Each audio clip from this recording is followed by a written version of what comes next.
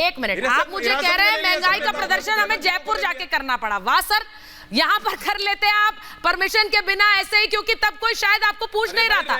यहाँ पर आपने कहा इतना बड़ा हड़कंप मचाओ ममता जी के मुख्यमंत्री भी बैठेंगे और धरना करेंगे। एक मिनट जी, हमने रैली की परमिशन मांगी। धन्यवाद सुचरिता जी। मेरे बड़े भाई, मुझे बोलने दोगे तो आपकी बड़ी कृपा होगी। मुझे मालूम है कि आज सुबह से आप लोगों के छक्के छूटे हुए हैं। असल में 30-31 मई से आप लोगों की हालत खराब है, जिस दिन से ईडी ने सम्मन भेजे थे सोनिया जी को और राहुल गांधी को, ठीक है ना। उस दिन से आप लोगों के पैरों के नीचे से जमीन खिसकी हुई है, मैं जानती हूँ। लेकिन थोड़ा शांत हो जाइए, दूसरों की बात भी सुनिए।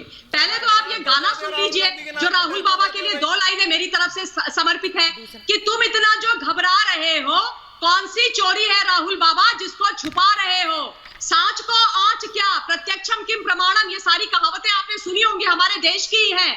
तो अगर कोई चोरी नहीं करी है, गलती नहीं करी है, तो इतना बड़ा तमाशा आज क्यों किया गया पूरे भारतवर्ष के अंदर? इतने लोग पहिया पहिया कहां जा रहे हैं? क्या आवश्यकता है इन सब चीजों की? ये लोग मैं तब तो सड़कों पर नहीं देख, देश की सेना को बदनाम करते हैं, इस सेना के विरोध में कुछ बोल रहे होते हैं। जब देश के पक्ष में खड़ा होना होता है तब मैं इतने लोग सड़कों पर नहीं देख लेती हूँ। और दूसरे आश्चर्य की बात यह है सुचरिता जी, कि इस देश के अंदर केवल दामाद, साले और सास को ही करोड़ों की संपत्ति कौड़ियों में कैसे मिल जाती है? 2000 करोड़ रुपए की संपत्ति 50 लाख रुपए में। बताइए आप, अब इस पे प्रश्न किए जाएं तो परेशानी है। मैं इस पूरे डिटेल में नहीं जाना चाहती हूं कि एजेएल क्या इन लोगों की कंपनी थी, एजेएल क्या इन लोगों की संपत्ति थी, नहीं थी ना। एजेएल चला रही थी एक नेशनल हेराल्ड को, न्यूज़पेपर को, यंग इंडिया कंपनी बना करके आप 38% के शेयर दे देते हो राहुल और सोनिया गांधी जी को। और उसके बाद जो घोटाला होता है, ये पूरे देश को आज पता है, पूरे देश को नहीं पूरे विश्व को पता है। किशोर जी थोड़ा शांत हो जाइए। किशोर जी, आप लोगों को डाइजेस्ट करना बहुत मेरी रिक्वेस्ट है सर। और जहां तक आप लोग ये बात कर रहे हैं कि ये आज हो रहा है, ये पॉलिटिकल वेंडेटा हो गया, विछंड हो गया है, मैं याद दिला दूं, ये 2012 का केस है सर, 2012 का केस है। किसकी सरकार थी उस वक्त? एनडीए थी कि यूपीए थी?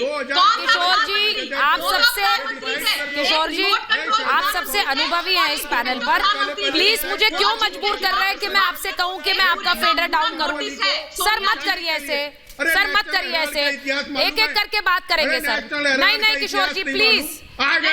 किशोर जी, इतने बड़े डिफेंस लॉयर आप आज बने जा रहे हैं राहुल गांधी के। पिछले 5 साल पहले के बयान निकालूं आपके नेता के, क्या कहते थे राहुल गांधी पर? ऐसे मत बनिए ना डिफेंस लॉयर ऐसे कि आप तो चुप ही नहीं हो रहे। मैं बोली जा रही हूँ लेकिन आप चुप नहीं हो रहे।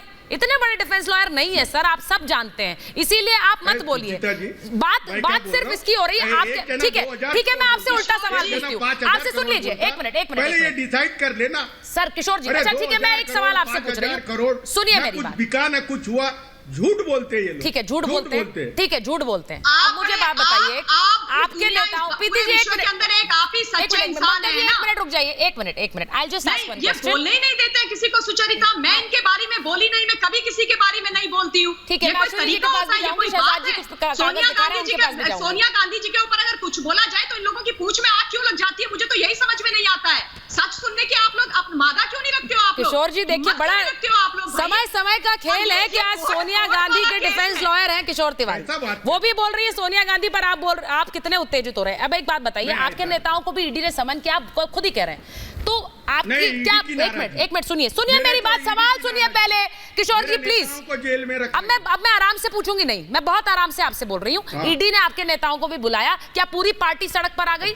क्या पूरी पार्टी सड़क पर आ गई, विरोध प्रदर्शन करने लगी? आपसे पूछ रही हूँ। नहीं किया सर, मैं ये कह रही हूं अगर किसी ने बुलाया है, सवाल जवाब हो रहे हैं, आप उस पर सवाल उठाइए, आप कहिए कि गलत मंशा से है। लेकिन पूरी पार्टी, पूरे नेता अपने राज्य का काम छोड़कर यहां बैठ गए हैं कि भाई ये गलत हो रहा है, ये सही है क्या?